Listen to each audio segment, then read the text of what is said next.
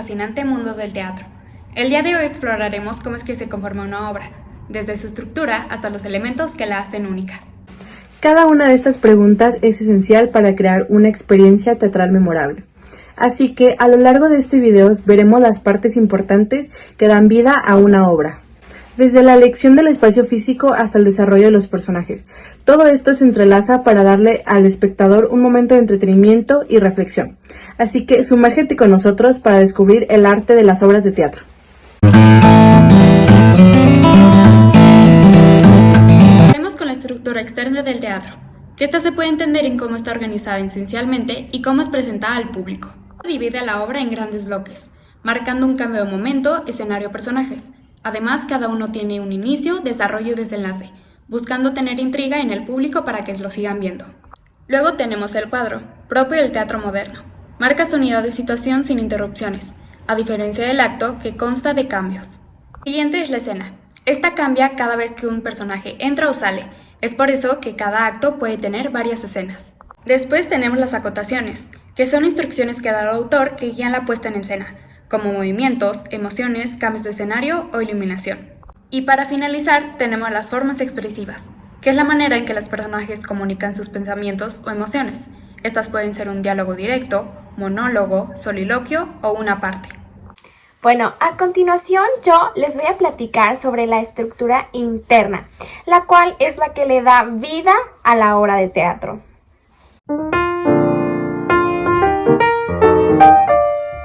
Primero se encuentra la creación de la obra, la cual cuenta con 3 elementos. El primer elemento es la exposición, que en pocas palabras es el inicio de la historia, en la cual se presentan los personajes y la relación entre ellos, así como el conflicto principal. Es cuando conoces al protagonista y al antagonista. Después se encuentra el desarrollo, donde la trama se complica y los personajes enfrentan obstáculos. Además, el protagonista es puesto a prueba por el antagonista, generando tensión y expectativa, pero todavía no se resuelve el problema. Y finalmente se encuentra la conclusión, donde se resuelve el conflicto y el protagonista descubre si logra o no su objetivo. Este es el momento donde el dramaturgo en sí revela el significado de todos los eventos que pasaron en la obra. Pero una obra de teatro no sería nada sin sus personajes. El éxito de la obra depende en gran medida de que también los actores logren representar a los personajes. Existen 8 tipos de personajes. Primero se encuentra el protagonista, el cual es el centro de la historia y quien impulsa la acción. Tiene un objetivo claro y no lo puede postergar. El antagonista es quien se opone al protagonista y crea el conflicto. No siempre es el malo, aunque así se perciba. Después se encuentra el elemento de juicio, el cual es la voz moral que aconseja al protagonista y lo ayuda a tomar decisiones correctas. El pivote es un personaje graciosillo que da alivio cómico y que a veces carece de principios éticos, pero se mueve de un lado a otro según la trama. El personaje espejo resalta las virtudes o defectos del protagonista o antagonista, haciendo que se amplifiquen los rasgos de cada uno. Los estereotipos resaltan características propias de una comunidad, cultura o grupo y son normalmente los personajes secundarios. Por último, se encuentran los personajes redondos y planos. Los primeros son complejos, con virtudes y defectos. Son los más realistas y evolucionan a lo largo de la obra. Y los últimos, los planos, permanecen inalterables en su forma de ser y actuar durante toda la historia. El tema es otro aspecto fundamental. Toda obra se basa en una idea principal: amor, justicia, venganza, esperanza. Tomemos por ejemplo Hamlet de Shakespeare, donde la venganza es el eje principal. O en Romeo y Julieta, donde el tema principal es el amor y la venganza entre familias. Como último elemento se encuentra la acción dramática, porque es el sustento de la obra, abarcando todas las decisiones que toman los personajes para hacer avanzar la historia. Sin acción, la trama se estanca. Las acciones dramáticas cuentan con 4 elementos. Primero, la situación, que son pequeños momentos dentro de la historia donde se resuelven conflictos menores. Estos momentos están conectados con el problema principal. Como siguiente punto se encuentran los resortes dramáticos, los cuales son las sorpresas o giros inesperados de la historia. El tercer elemento son las partes. Es donde un personaje habla solo en la obra para expresar lo que piensa o siente. Y por último, los conflictos, que son el problema central de la historia. Debe ser lo suficientemente importante y emocionante para mantener el interés. Las acciones pueden presentarse de diversas maneras, generando tensión y dinamismo en la obra. Y por supuesto no podemos olvidar el conflicto, el corazón del drama, que puede manifestarse de distintas formas. Primero, el ser humano contra ser humano, que es un enfrentamiento entre dos personajes con dos objetivos distintos.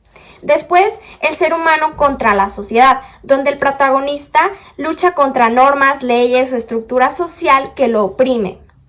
Después, el tercero sería ser humano contra sí mismo, un conflicto interno donde el personaje debe superar sus propios miedos o dudas.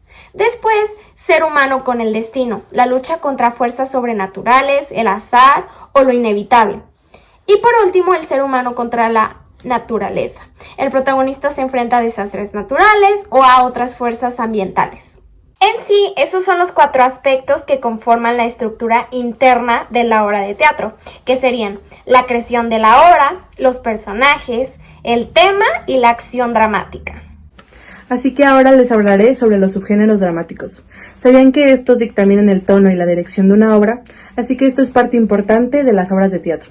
Acompáñenme a ver cuáles son. Como primer punto les hablaré sobre la tragedia. Esta gira en torno a situaciones desafortunadas, donde el protagonista suele enfrentarse a la muerte o a un destino fatal. Un ejemplo de esto es el clásico Edipo Rey. Después tenemos a la comedia, que busca provocar risas a través de situaciones cotidianas. Los personajes son torpe o malentendidos. Este subgénero nació con la idea de ridiculizar ciertos comportamientos humanos. Como siguientes subgéneros tenemos al llamado farsa. Este exagera las situaciones y ridiculiza a las autoridades y a la sociedad. Las tramas son simples y los personajes se enfrentan a situaciones absurdas. También está el subgénero llamado melodrama, que manipula las emociones del público usando a los personajes planos y conflictos sentimentales. Este es el estilo de las telenovelas y la ópera. Después tenemos al subgénero llamado tragicomedia, que es una mezcla de lo trágico y lo cómico, generando emociones encontradas en el espectador. Un ejemplo es El Mercader de Venecia de Shakespeare. Por último, pero no menos importante, tenemos al subgénero llamado obra didáctica, que tiene fines educativos o reflexivos.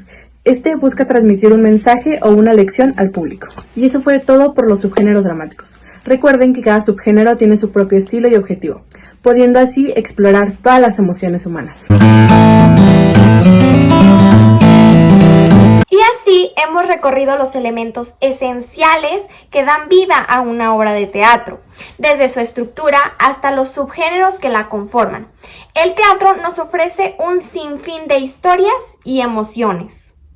Esperamos que este recorrido les haya inspirado a ver el teatro con otros ojos y tal vez participar en una obra, ya sea como dramaturgo, actor o espectador, y entender que el teatro es un lugar para todos nosotros. Y recuerden que el teatro es más que un espectáculo, es una ventana a la imaginación, una forma de reflexión y sobre todo una manera de conectar con nuestras emociones y con los demás.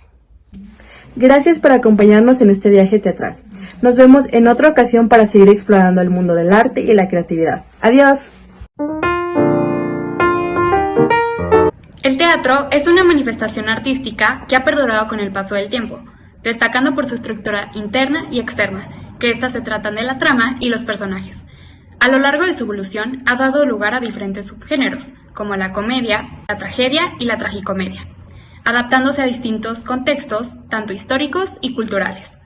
Usa el conflicto y la emoción para expresar ideas y sentimientos. Además, refleja la sociedad y sus valores.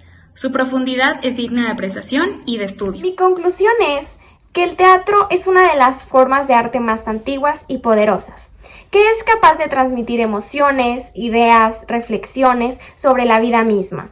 A lo largo de este recorrido comprendí que cada elemento, desde la estructura hasta los personajes y subgéneros, es fundamental para dar forma a cada obra y dejar una huella. Más allá del entretenimiento, el teatro es una herramienta de expresión que permite ver el mundo desde diferentes perspectivas. Es un espacio donde la creatividad y la pasión se encuentran, invitándome a cuestionar, sentir, conectar con la esencia humana. Ya desde el escenario o como espectador, siempre habrá una historia que contar y una emoción que descubrir.